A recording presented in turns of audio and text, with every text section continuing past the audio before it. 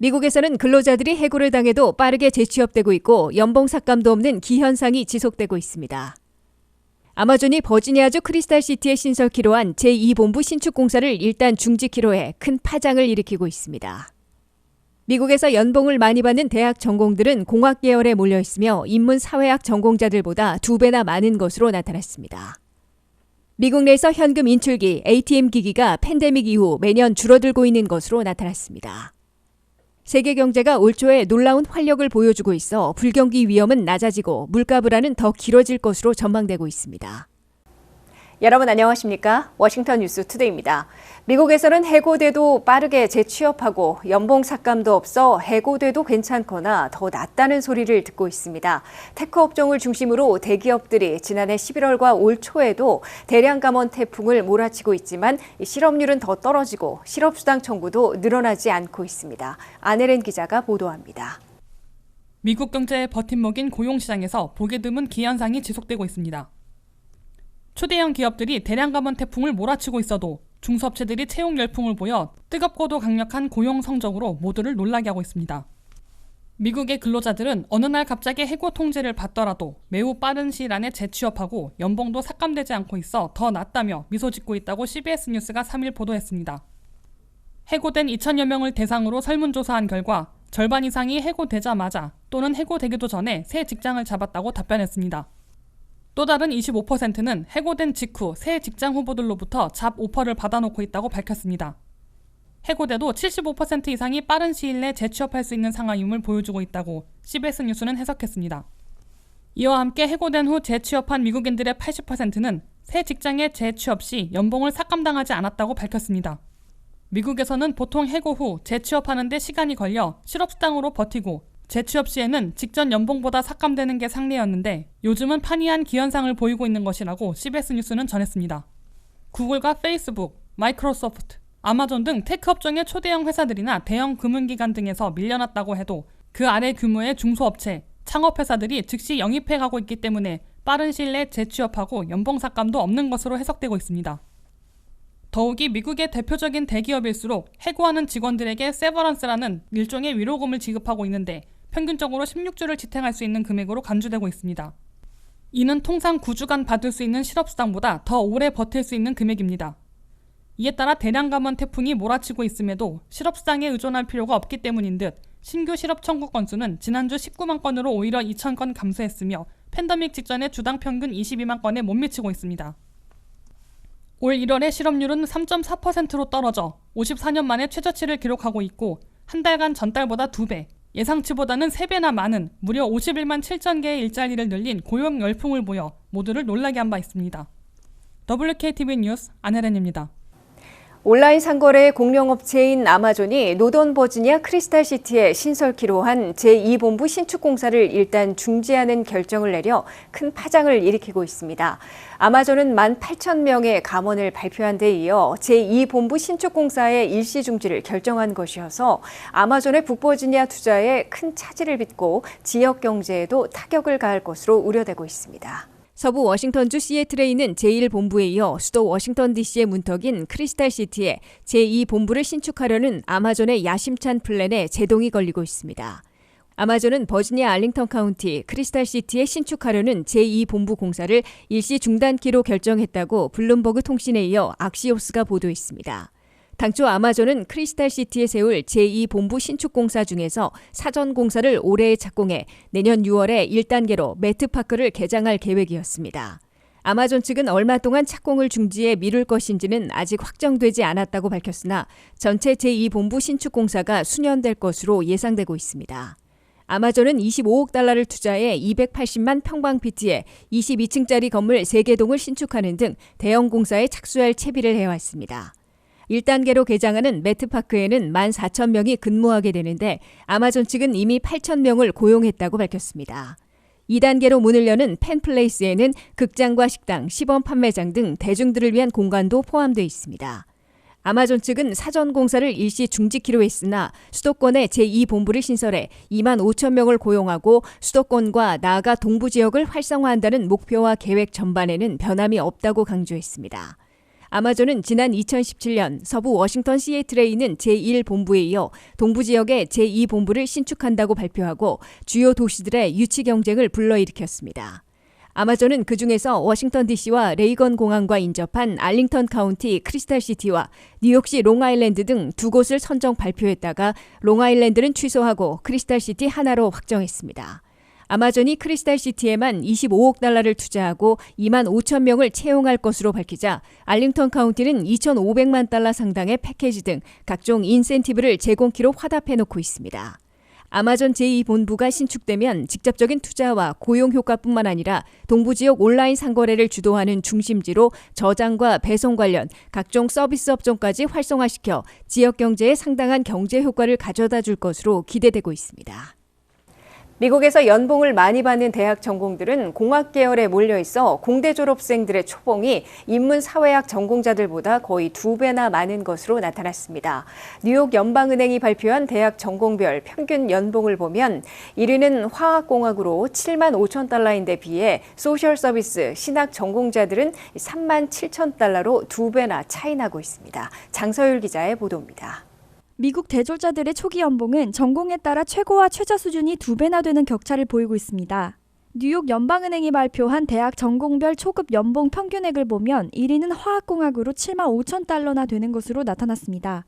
이어 컴퓨터공학은 7만 4천 달러, 컴퓨터과학은 7만 3천 달러, 항공우주공학은 7만 2천 달러, 기계공학, 산업공학, 전기공학은 7만 달러로 모두 공학 계열이 휩쓸었습니다.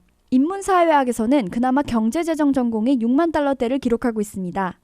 비즈니스 분석학이 6만 6천 달러이고 재정과 경제학이 각 6만 달러의 연봉을 받고 있습니다. 이어 약사와 간호사 등 전문직들은 초기에 5만 5천 달러의 연봉을 기록하고 있습니다. 역사와 국제관계, 마케팅, 정치학, 광고는 5만 달러의 초기 연봉을 보이고 있습니다.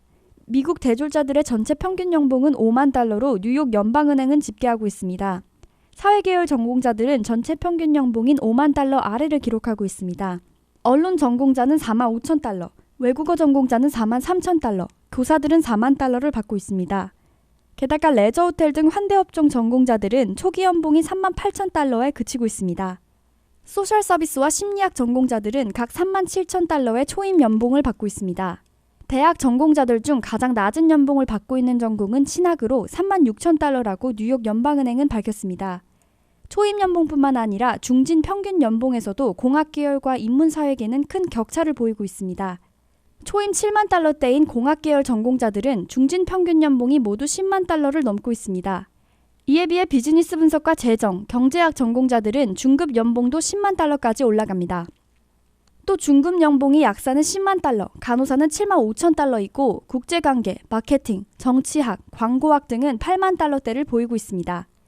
반면 초임이 4만 달러 이하인 전공자들은 중급 연봉도 5만 달러대로 공학 계열의 절반도 못 미치고 있습니다. WKTV 뉴스 장서율입니다.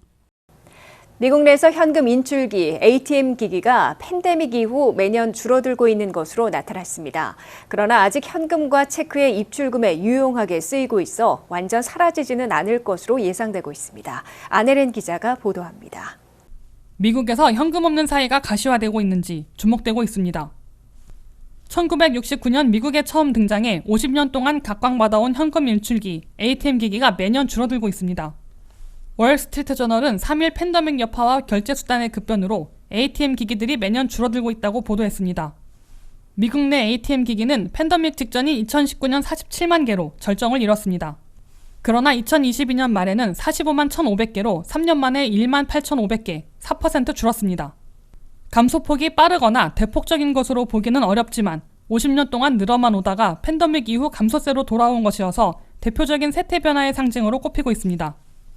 2020년 3월부터 미국서 팬데믹이 시작되자 다수의 미국민들이 코로나19 바이러스 때문에 현금을 다루기를 꺼리면서 경제 생활상에 큰 변화를 가져왔습니다.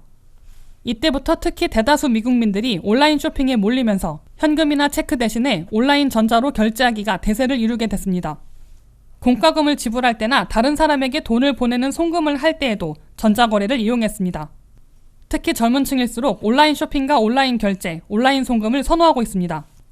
팬데믹에서 사실상 탈출한 후에도 예전으로 되돌아가지 않고 현금이나 수표 대신 전자결제와 송금하는 방식은 계속 확대되고 있습니다. 미국서 현금이나 수표로 지불한 경우가 전체 거래에서 차지하는 비율은 2010년 42%에 달했으나 올해는 14%로 급락할 것으로 예상되고 있습니다.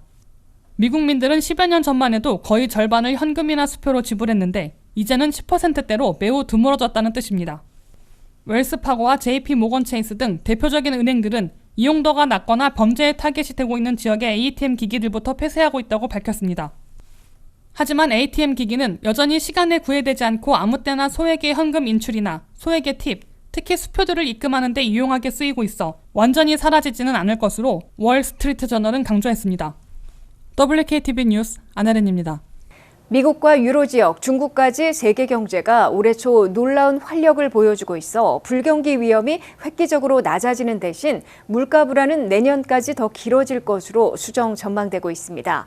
미국이 올 1월 고용 열풍과 소비 지출 급등을 기록해 올 경제 성장률이 상향 조정되고 있으며 유로 지역도 에너지난에 따른 불경기 없이 회복세를 타고 있고 중국이 팬데믹 제한 조치 해제로 5% 성장률로 급속 회복할 것으로 예상되고 있습니다. 한면택 기자가 보도합니다.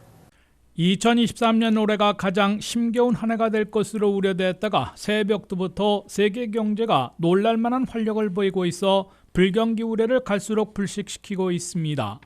미국을 포함한 세계 경제가 올해 불경기에 빠질 위험은 계속 낮아지고 있으며 대신 물가 잡기는 더욱 어려워져 물가 불안이 내년까지 길어질 것으로 수정 전망되고 있다고 월스트리트저널이 보도했습니다.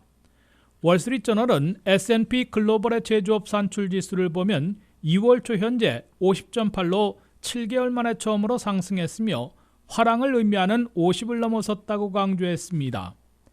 제조업 산출 지수를 국가별로 보면 미국은 올 1월 46.9에서 2월에는 47.4로 올라갔습니다. 유로 지역은 1월 48.9에서 2월에는 50.1로 개선되며 불경기를 모면하고 있음을 입증했습니다. 중국의 제조업 산출 지수는 1월 49에서 2월에 53.3으로 대폭 올라가 활력을 되찾고 세계 경제를 다시 선도하기 시작했음을 보여주고 있습니다.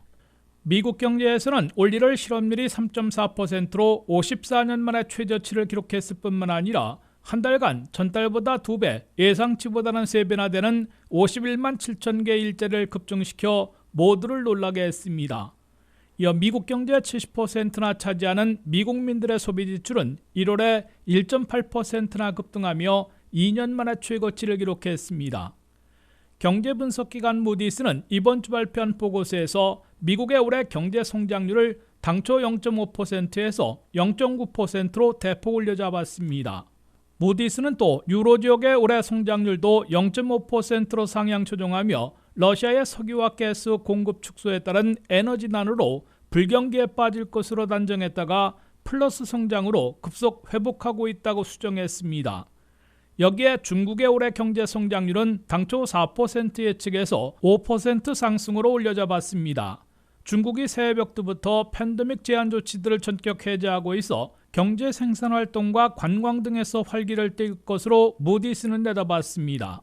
주요 국가들의 경제 활력은 불경기 위험을 크게 낮추고 있으나 물가 잡기가 더욱 어려워지며 금리를 계속 올려야 하기 때문에 물가 불안과 고물가 고금리 고통이 내년까지 오래 지속될 것임을 예고하고 있습니다.